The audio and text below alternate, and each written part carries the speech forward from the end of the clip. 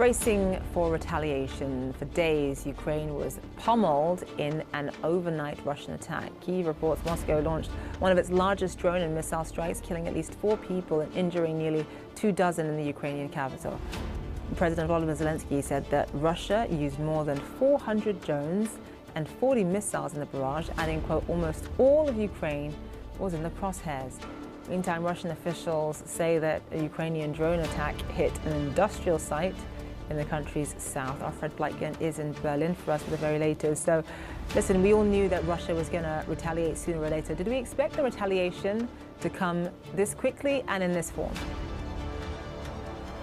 Well, we don't know whether the retaliation or the strikes that we saw overnight, whether that was the real retaliation for those massive strikes that we saw from the Ukrainians on those Russian airfields. The Russians simply said earlier today that these were strikes in response to what they call terrorist activities. But one of the things that we've actually seen in the messaging of the Kremlin over the past couple of days is they've been speaking a lot about strikes on the Russian railway system that they blame on the Ukrainians, for which the Ukrainians have actually not yet claimed responsibility. But they've been talking very little about those strikes on those airfields that, of course, the Ukrainians say did so much damage. Nevertheless, these strikes were massive that happened overnight. You mentioned some of the numbers there, Zain. More than 400 drones, and it really seems as though the Russians have ramped up their own production of those strike zone drones that they send over into Ukrainian territory. And then also, if we look at the missiles that were used, there were ballistic missiles, which are very difficult to intercept. They're really only the best surface-to-air missile systems, like, for instance, the US-made Patriot, can intercept those, and cruise missiles that were used as well. So really a full barrage that was fired by the Russians, but unclear whether or not this was it or whether there is more to come. Of course, we know from that phone call that happened a couple of days ago between US President Trump and Russian President Vladimir Putin, that Vladimir Putin apparently told Donald Trump in that phone call that he would strike back after those attacks on those airfields. But again, from the Russian messaging, it's unclear whether or not this was it or whether there is more to come. And, you know, with all of that being said, this certainly seems as though they were massive strikes, which, as you said, at times the entire country, or almost the entire country, was under a missile air raid alert. And even the Ukrainian Olympic team was affected by all this in the town of Lutsk, a hotel that some of the athletes were staying in, were hit by a blast. There was one athlete who actually managed to record some of what was going on there. So devastating strikes that happened overnight, several people killed, but right at this point in time, unclear whether there is more to come from the Russian scene. See, Fred Pleitgen live for us there. Thank you so much.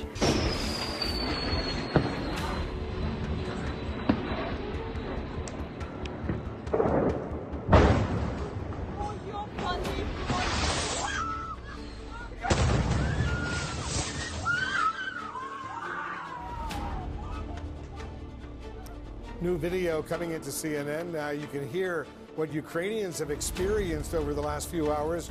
Russia's launching a wave of drones and ballistic missiles across Ukraine, killing at least 4 people and wounding dozens more.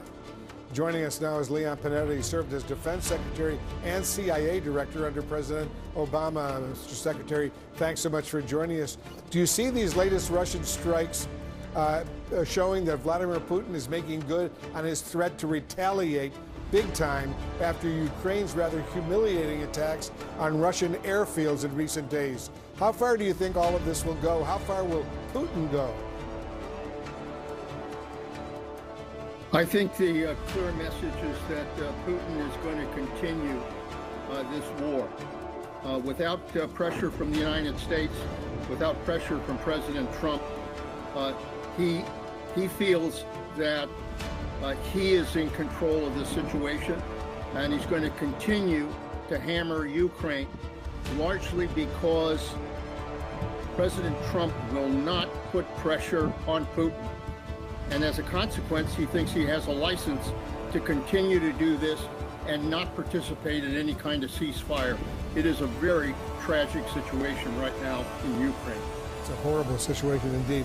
President Trump, as you know, Mr. Secretary, spoke to Vladimir Putin on Wednesday.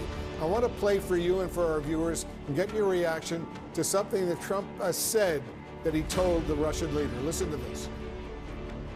Sometimes you see 2 young children fighting like crazy. They hate each other and they're fighting in a park. and you try and pull them apart. They don't want to be pulled. Sometimes you're better off letting them fight for a while and then pulling them apart.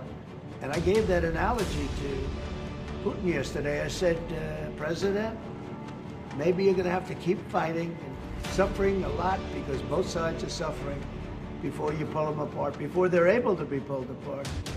The President of the United States comparing the two sides, Ukraine and Russia, to fighting children. What do you make of that analogy? I think what it tells me is that there's a total abdication of leadership by the United States in dealing with Ukraine. For the president to now turn his back on that situation and say that somehow they've just got to continue to fight until they're exhausted is not leadership. It is not leadership. The president ought to be putting pressure on Putin by saying very clearly, if you will not agree to a ceasefire, then we will do everything in our power to help Ukraine defend themselves and ultimately defeat you.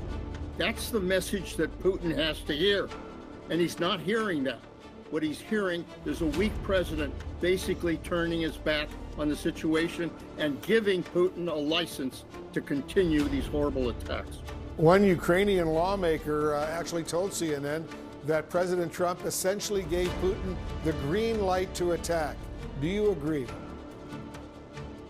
I don't think there's any question. The president just basically, after this conversation, has said, you know, let him go ahead and keep fighting. He basically gave a pass to Russia. It is incredible to me. You know, every president we've had in the last 80 years has stood up to tyrants and has made very clear that they cannot have their way. This is the first president in my memory who basically, instead of standing up to a tyrant like Putin, is essentially allowing him to have his way and not putting any kind of pressure on him to do what is right, which is to achieve a ceasefire. This is historically, I think, will be viewed as the United States totally failing in leadership to be able to stand up to a tyrant who brutally invaded a sovereign democracy. That's the message that history will write. Joining us now to discuss this and more is Ian Bremmer, president of the Eurasia Group. Ian, thanks so much for joining us. As you know, President Putin promised a retaliatory strike for Ukraine's rather daring and successful drone attacks deep inside Russia. Do you think the overnight assault was that retaliation, or could another major strike still be coming? I mean, if it is, it's not much of a retaliation, with of course, not to minimize the civilian deaths that we're seeing in Kyiv, but the Russians have been targeting civilians, unlike the Ukrainians, all the way through this war.